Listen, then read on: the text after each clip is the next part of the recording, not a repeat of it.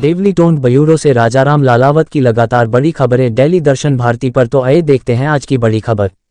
नगर पालिका देवली की अनदेखी यूनानी दवाखाना का 18 वर्ष पुराना मामला। यूनानी दवाखाना दर ठोकरें खाने को मजबूर। देवली टोंक राजकीय यूनानी दवाखाना देवली टोंक में सन 1963 से चल रहा है, यानी 59 वर्षों से देवली में लोगों की सेवाएं लगातार दे रहा है, मगर दुर्भाग्य से खुद भूमि आवंटन के लिए 59 वर्षों से तरस रहा है। नगर पालिका देवली में कहीं अध्यक्ष बने और कहीं अधिशासी अधिकारी आए और चले गए, मगर किसी को भी राजकीय यूनानी दवाखाना पर तरस नहीं आया।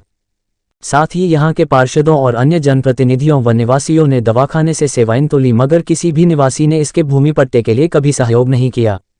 यूनानी चिकित्सक डॉक्टर लियाकत अली मंसूरी के द्वारा इन 5 सालों में लगभग सैकड़ों प्रार्थना पत्र देने के बाद जब 17 नवंबर 2022 को नगर पालिका की प्रपोजल साधारण बैठक हुई, जिसमें मैं भी यूनानी दवाखाने के साथ भेदभाव करते हुए नकार कर सिर्फ आयुर्वेद औषधालय के लिए पूरी भवन को ही आवंटित करने का फैसला लिया गया, जबकि आधी भूमि दोनों चिकित्सा संस्थानों को भी दी जा सकती थी। 60 चौड़ाई और 70 लंबाई की भूमि के 2 हिस्से करते हुए दोनों को 30 फीट चौड़ाई और 70 फीट लंबाई के 2 भूखंड प्राप्त हो सकते हैं। यह खंड दोनों चिकित्सा संस्थानों के लिए पर्याप्त है। दरअसल विवेकानंद कॉलोनी देवली में जिस भवन में यूनानी और आयुर्वेद औषधालय चल रहे हैं, उस भवन को 18 साल पहले उपखंड अधिकारी देवली ने यूनानी दवाखाना को सौंपा था, जिसमें बिजली कनेक्शन भी दवाखाने के नाम से भुगतान होता आ रहा है, जबकि आयुर्वेद औषधालय भी इसी बिजली का उपयोग करता आ रहा था। राजस्थान के सभी क्षेत्रों से लगातार बेहतरीन कवरेज सिर्फ डीडी न्यूज, डेली दर्शन भारती न्यूज नेटवर्क समाचार। विज्ञापन के लिए दिए गए नंबरों पर तुरंत संपर्क करें। मोबाइल नंबर 99,282 44,184, 89,499, 90,401 बटा 81,073, 76,182।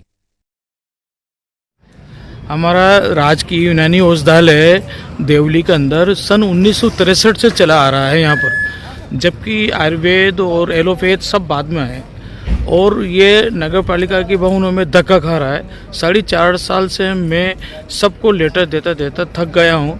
अब जब ये प्रपोजल बना नगर पालिका से, जब ये मीटिंग हुई तो इसमें इन्होंने सौतेला व्यवहार सा किया है, आयुर्वेद के नाम पूरा कर दिया है, ये कहते हुए कि ये तो आयुष विभाग में है, जबकि आयुर्वेद यूनानी विभाग दोनों अलग अलग हैं, दोनों के डायरेक्टरेट अलग हैं, दोनों के सेक्रेटरीट अलग हैं, विभाग अलग हैं, तनख्वाहें अलग अलग विभाग देता है, बजट अलग अलग तरीके से आता है।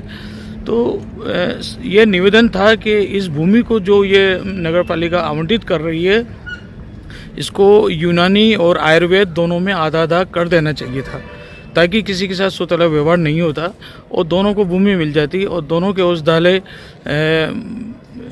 अपने निजी भूमि पर होने से इनको अपने विभाग से बजट आता और इसमें लग जाता। तो ये निवेदन है सबसे कि आयुर्वेद और यूनानी विभाग अलग होने की वजह से इन दोनों औषधालयों को जमीन अलग अलग आवंटित करके अलग अलग पट्टा